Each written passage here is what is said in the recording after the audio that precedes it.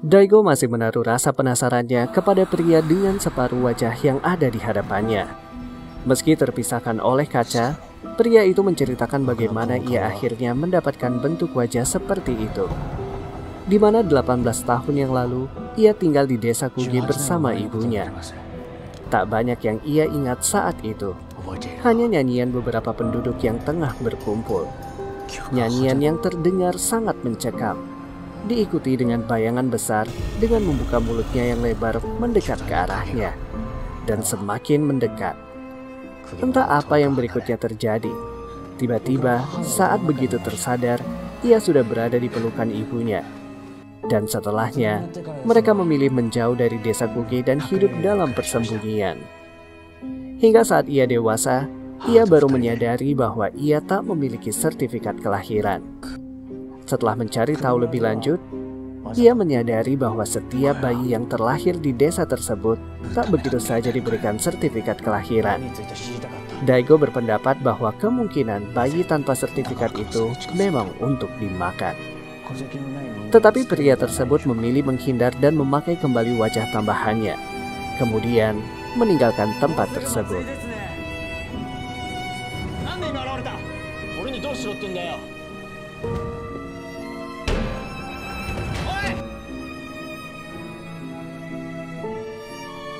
Di sisi lain, desa Kuge memang memiliki keindahan alam yang tak diragukan lagi.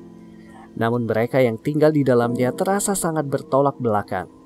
Seperti halnya yang dilakukan Keisuke malam itu.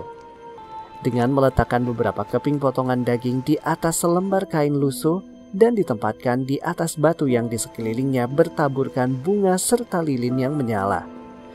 Ia kemudian mengambil tongkat dengan ujung yang mengerikan dan cering, cering, cering.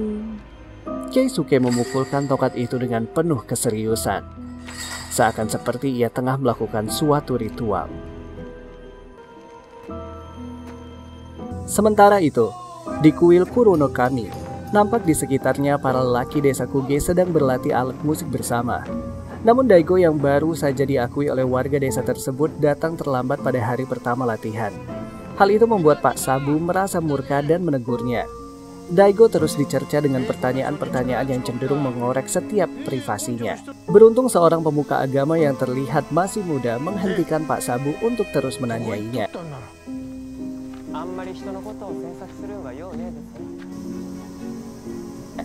Dengan sangat berhati-hati, ia mendekati Daigo dan memperkenalkan dirinya sebagai Munechika Kamiyama dari kuil Kuruno Kami. Ialah yang nantinya menggantikan ayahnya saat memimpin festival persembahan tahunan desa Kuge. Pak Mune kemudian berbisik dan meminta Daigo untuk menemuinya lagi nanti. Saat rembulan tengah menampakkan sinarnya, keduanya pun bertemu. Tanpa berbasa-basi, Pak Mune meminta agar Daigo dan keluarganya segera meninggalkan desa itu. Namun Daigo mempunyai alasan tersendiri kenapa akhirnya dia memilih untuk tetap tinggal di sana. Melihat putri semata wayangnya dapat tersenyum kembali menjadi alasan terbesar baginya, sehingga ia dapat mengabaikan sikap ramah yang terlalu berlebihan kepada keluarganya. Setelah mendengarkan penjelasan Daigo, Pak Mune akhirnya menceritakan secara detail tentang festival persembahan di desa tersebut, yang akan menjadikan salah satu anak di desa itu untuk dipersembahkan kepada dewa.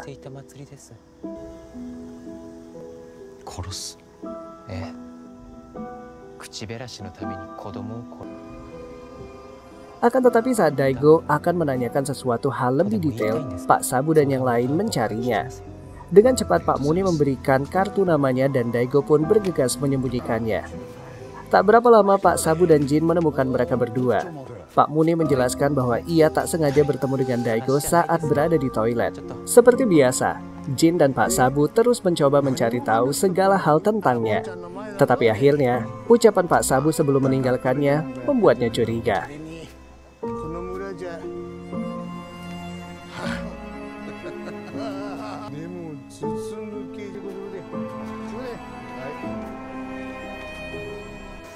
Keesokan harinya, di hari yang sangat cerah, Mashiro terlihat bermain dengan teman sekolahnya seusai jam pelajaran berakhir. Tak berapa lama, Yuki menjemputnya, dan mereka berdua berjalan bersama. Sesampainya di rumah, ia terkejut melihat kelakuan suaminya yang membongkar seluruh isi rumah. hingga rumah mereka tak lebih seperti kapal pecah. Amarah Daigo yang terus terpendam terpancarkan saat membolak-balikan setiap barang yang ada di dalam rumahnya. Tetapi sepertinya dia belum menemukan apa yang ia cari. Ia pun menghentikan pencariannya begitu mendengar ponselnya berdering.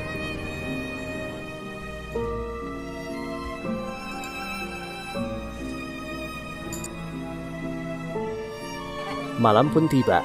Daigo beserta keluarganya pergi berkumpul bersama warga yang lain menghabiskan waktu untuk bersantai bersama-sama. Melihat istrinya yang sangat sibuk melayani beberapa warga yang lain membuatnya sedikit tersinggung dan mengambil kesempatan itu untuk meminta izin ke toilet kepada Pak Sabu yang duduk mendekatinya. Setelah memasuki toilet, ia keluar dari jendela dan pergi ke suatu tempat yang telah ditentukan oleh seseorang yang menghubunginya pagi tadi.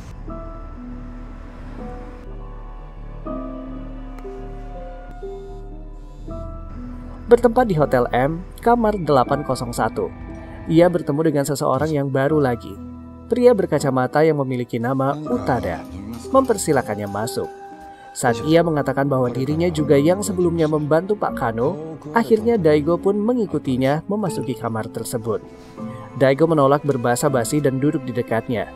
Utada mengatakan bahwa pria tanpa wajah telah memberitahunya tentang pertemuan dengannya. Ia pun melanjutkan penjelasannya tentang situs yang ia buat, yang berisi tentang okultisme dan hal meragukan lainnya. Namun kali ini ia tertarik dengan satu topik, yaitu kanibalisme, di mana salah satu narasumbernya adalah pria tak berwajah itu.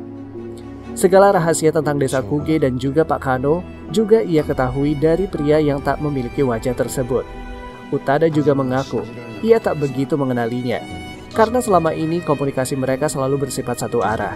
Ia juga yang membantu Pak Kano dalam mencari bukti di desa tersebut. Bukti di mana anak-anak di desa itu tak memiliki sertifikat kelahiran bagi mereka yang memang dilahirkan untuk dimakan. Dan akan ada yang dimakan pada saat festival berlangsung. Sementara itu, Kanako, putri Pak Sabu terus-menerus tersenyum sembari melihat Mashiro dan tanpa sengaja memeluknya erat.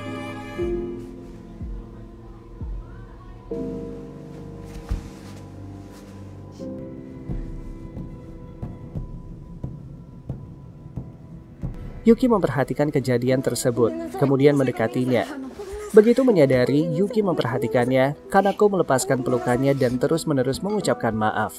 Permintaan maaf yang terus-menerus dan suaranya yang semakin lama semakin keras membuat Pak Sabu mendekatinya. Ia mencoba memberi penjelasan kepada Yuki bahwa Kanako mengalami kejadian yang membuatnya trauma. Bayi yang ia lahirkan sudah dalam keadaan tak bernyawa. Kanako yang mendengarnya seakan tak terima. Menurutnya sewaktu ia melahirkan, bayinya masih hidup. Gingoto lah yang membawa bayinya. Pak Sabu tanpa sadar memukuli Kanako. Tentu saja itu membuat Yuki kebingungan. Tak mau anaknya mengatakan hal lain lagi di hadapan Yuki, ia menyeret Kanako keluar dan kembali ke rumahnya.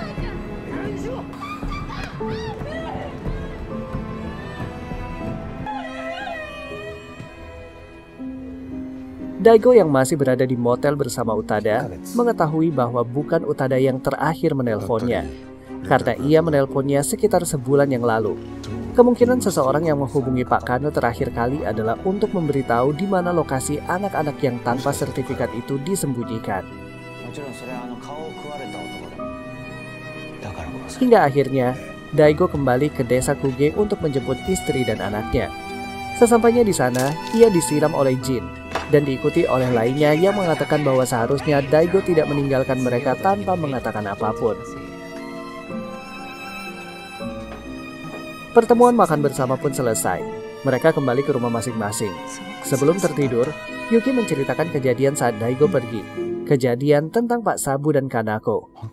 Keesokan harinya, sebagai petugas polisi, Daigo mengunjungi rumah Pak Sabu dan mengkonfirmasi kejadian di mana dia dituduh menyerang Kanako.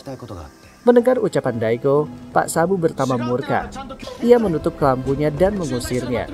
Begitu melihat jendela dari sudut lain tak berkelambu dan melihat Kanako di baliknya, Daigo terus meneriakkan pertanyaannya. Namun Kanako sepertinya terlalu takut untuk memberikan penjelasannya. Pada saat yang bersamaan, keluarga Goto tengah berkumpul. Mereka sedang melakukan pengangkatan Keisuke sebagai kepala keluarga Goto.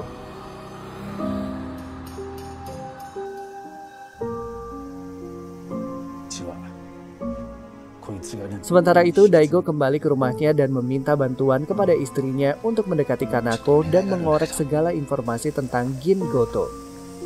Yuki pun menurutinya, tetapi ia tak juga mendapatkan jawabannya dari Kanako. Ia terlihat sangat ketakutan dan tak mau menceritakan sedikit pun tentang Gin Goto.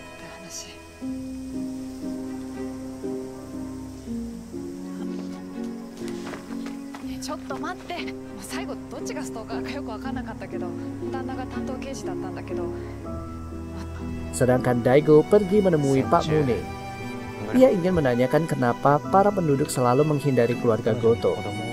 Pak Mune kemudian menceritakan di mana pada zaman dahulu, keluarga Goto adalah pemilik sebagian besar lahan di desa tersebut. Selama perang, mereka meminjam lahan Goto untuk bertahan hidup dan bercocok tanam. Dan sejak saat itulah, keluarga Goto sangat disegani. Itu bertahan cukup lama dan turun-temurun, hingga akhirnya beberapa tahun sebelumnya terjadi masalah antara Gin Goto dan penduduk, yang menyatakan bahwa beberapa wanita di desa tersebut mengatakan bahwa anak mereka diculik atau dibunuh oleh Gin. Gin Goto yang seorang bidan satu-satunya di desa Kuge membuat para wanita memungkinkan untuk mengatakan tentang penculikan yang dilakukan oleh Gin Goto tersebut. Pada malam harinya, entah berada di mana, terdapat sebongkah daging yang sangat besar dan berbentuk aneh diletakkan di atas batu dengan beberapa lilin di sekelilingnya. Terlihat sosok pria berbadan besar dengan sangat lahap menyantap daging itu. Suaranya terdengar sangat mengerikan. Sementara tak jauh dari sana, salah seorang anggota keluarga Goto berdiri dan memperhatikannya. Daigo yang kala itu tengah bersantai menikmati rokoknya, sembari melihat gemerintik hujan di depan rumahnya, merasa terkejut melihat seorang perempuan berjalan mendekatinya. Dan perempuan tersebut adalah Kanako.